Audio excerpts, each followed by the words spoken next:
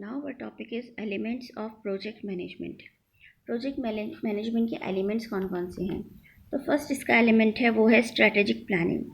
Strategic planning क्या है? जब भी हम कोई प्रोजेक्ट बनाते हैं तो उसके लिए हमारा ये फर्स्ट स्टेज है।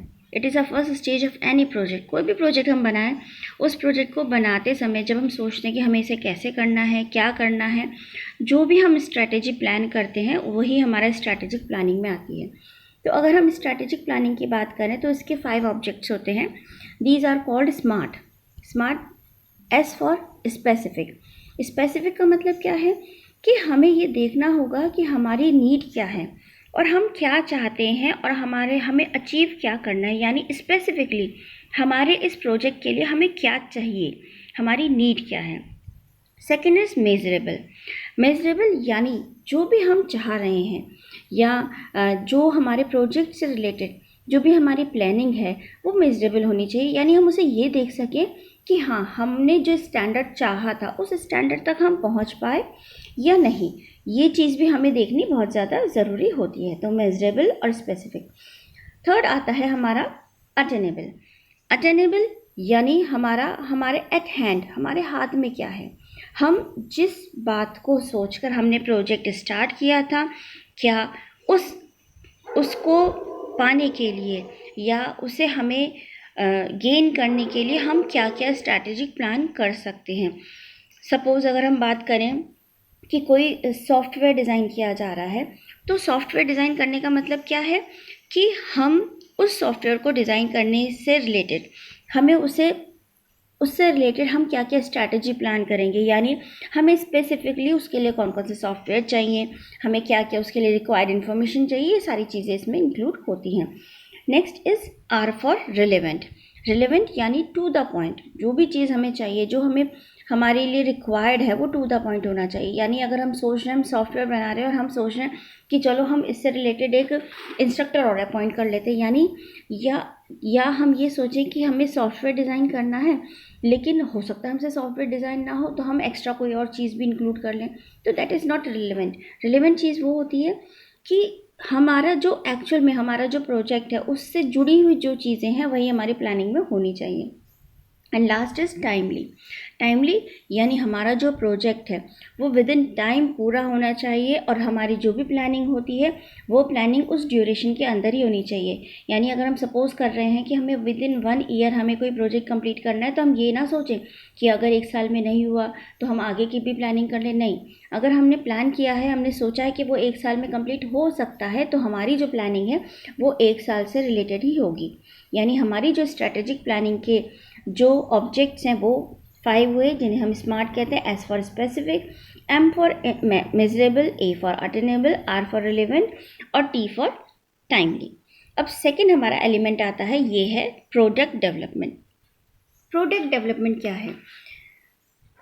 The variety of activities that are deemed to be project are wide-ranging and varied and can include new products, process and services.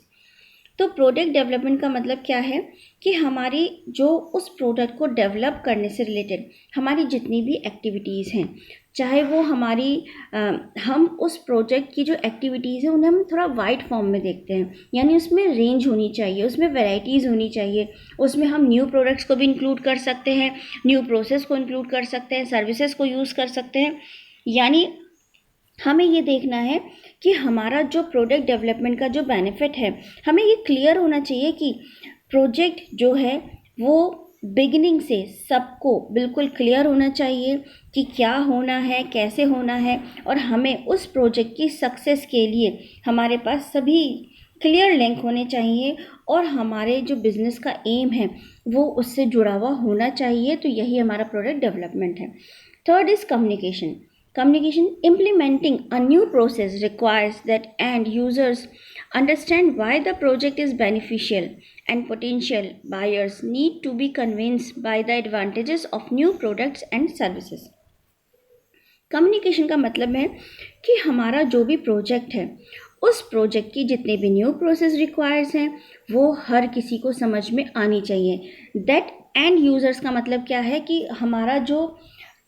हमारा जो एडमिनिस्ट्रेशन है, यानी हम कह सकते हैं कि हमारा जो टॉप मैनेजमेंट है, टॉप मैनेजमेंट से लेकर हमारा जो एंड यूज़र है वहाँ तक उस प्रोजेक्ट के बेनिफिट को समझ में आना चाहिए और उन्हें ये पता होना चाहिए कि बायर्स की क्या नीड है, बायर्स किस तरह से उसकी मतलब उसका जो पोटेंशियल बायर्स है उसकी क्या क्या नीड्स हैं, उनके क्या एडवांटेजेस हैं न्यू प्रोडक्ट्स और सर्विसेज के बारे में। यानी ये नहीं होना चाहिए कि अगर कोई प्रपोजल बन रहा है, कोई प्रोजेक्ट बन रहा है तो उससे रिलेटेड सारी इन्फॉर्मेशन अपर टॉप मोस्ट मैनेजमेंट के पास है, उसकी इन्फॉर्मेशन वो कम्युनिकेट होनी चाहिए टॉप मोस्ट से लेकर लास्ट एंड यूज़र्स तक वो चीज़ कम्युनिकेट होनी चाहिए और सबको उस प्रोजेक्ट से रिलेटेड, उस प्रोडक्ट से रिलेटेड या न्यू प्रोडक्ट सर्विसेज से रिलेटेड हर चीज़ पता होनी चाहिए।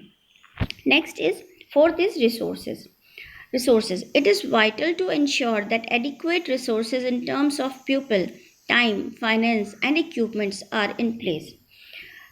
रिसोर्सेज में क्या है कि हमें ये पता होना चाहिए, हम इंश्योर होने चाहिए कि हमारे पास जो भी एडिक्वेट रिसोर्सेज हैं, एडिक्वेट रिसोर्सेज का मतलब कि जो भी हमारे रिक्वायर्ड है, मतलब जो हमारे लिए एसेंशियल्स हैं, जो रिसोर्सेज हमें इस प्रोजेक्ट को पूरा करने के लिए ज़रूरी हैं वो सारे हमारे पास हैं, ये हमें पता होना चाहिए।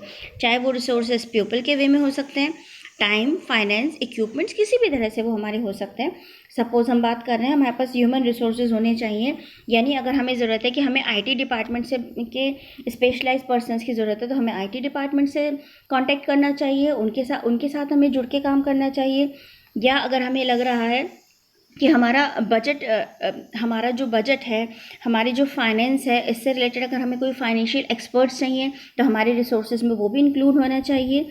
यानी ये जो भी हमारा बजट से रिलेटेड, फाइनेंस से रिलेटेड जो भी हमारे एप्रोप्रिएट्स, जो भी हमारे रिसोर्सेज हैं वो सब हमारे पास होने चाहिए, हमारे पास इंश्योर होने चाहिए कि हमारे पास हाँ ये हैं।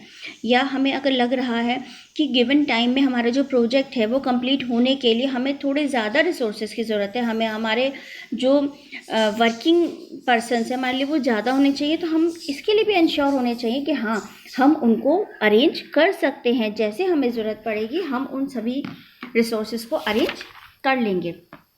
नेक्स्ट हमारा जो लास्ट एलिमेंट है वो है हमारा पीपल यानी ये हमारे जो भी हमारा प्रोजेक्ट है हम उसे आइसोलेशन में पूरा नहीं कर सकते। यानी अगर हम बात करें कि कोई एक प्रोजेक्ट मैनेजर अकेले अपने दम पर कोई प्रोजेक्ट कंप्लीट कर लेगा तो वो पॉसिबल नहीं है, उसके लिए उसे एक टीम चाहिए, उसके लिए उसे कुछ लोग चाहिए, उसके लिए उसे बहुत सारे स्टेक होल्डर्स चाहिए जो उस प्रोजेक्ट में इन्वॉल्व हों और जिनका स्पेसिफिक रोल है उसमें, और वो अपने इंटरेस्ट के साथ उस प्रोजेक्ट को सक्सेस बनाने में इंक्लूड रहें, यानी बिजी रहें। तो यहाँ पर बहुत से लोग हैं जो ये रोल प्ले करते हैं। सब फर्स्ट इसमें आता है स्पॉन्सर वो पर्सन होता है जो डिफाइन करता है कि बिज़नेस ऑब्जेक्टिव क्या है और उस प्रोजेक्ट को रन करने के लिए हमारे बिज़नेस ऑब्जेक्टिव क्या होने चाहिए। तो स्पॉन्सर हमारा मेन रोल प्ले करता है, वो हमें बताता है ये हमारे ऑब्जेक्टिव है, इसमें इतना खर्चा आएगा और खर्चे की आपको टेंशन नहीं लेनी है, ये बजट है आपका और उस बजट के हिसाब से आपको स्ट्रेटजी बनानी है। नेक्स्ट इज़ प्रोजेक्ट मैनेजर एक ऐसा प्रोफेशनल मैनेजर होता है, जो प्रोफेशनल प्रोजेक्ट मैनेजर होता है जो क्रिएट करता है प्रोजेक्ट प्लान और वो इंश्योर करता है कि बजट के साथ हम इस प्लान को कंप्लीट कर लेंगे, उसे शेड्यूल्स पता होते हैं, उसको स्कोप डिटरमाइन होते हैं और वो ये सारी चीज़ें उसे स्पॉन्सर की तरफ से बता दी जाती हैं और उसकी रिस्पॉन्सिबिलिटी होती है कि वो रिस्क असेसमेंट और मैनेजमेंट को करते हुए इस प्रोजेक्ट को पूरा करें। Next very important role project team members ये वो मेंबर्स होते हैं जिनके सब्जेक्ट एरिया एक्सपर्ट्स होते हैं। ये मेंबर्स ऑफ डिपार्टमेंट भी हो सकते हैं, एक्सटर्नल प्रोफेशनल्स भी हो सकते हैं या न्यू रिक्रूटमेंट्स भी ये हो सकते हैं। यानी हम अपने टीम मेंबर्स में नए लोगों को भी इंक्लूड कर सकते हैं और हमारे पुराने एक्सपर्ट्स भी हो सकते हैं। इसके अलावा हमारे जो ऐसा कोई भी पर्सन जो हमारे लिए एक पॉजिटिव कंट्रीब्यूशन, हमारे प्रोजेक्ट की टीम में एक पॉजिटिव कंट्रीब्यूशन दे सकता है और जिसकी नॉलेज और कैपेबिलिटी हमारे हमारे प्रोजेक्ट को सक्सेस दिला सकती है, वो हमारा एक अच्छा प्रोजेक्ट टीम मेंबर बन सकता है। तो ये जितने भी एलिमेंट्स थे, जिसमें फर्स्ट एलिमेंट है हमारे स्ट्रेटेजिक प्लानिंग, सेकंड है product development, third communication, fourth resources and fifth people.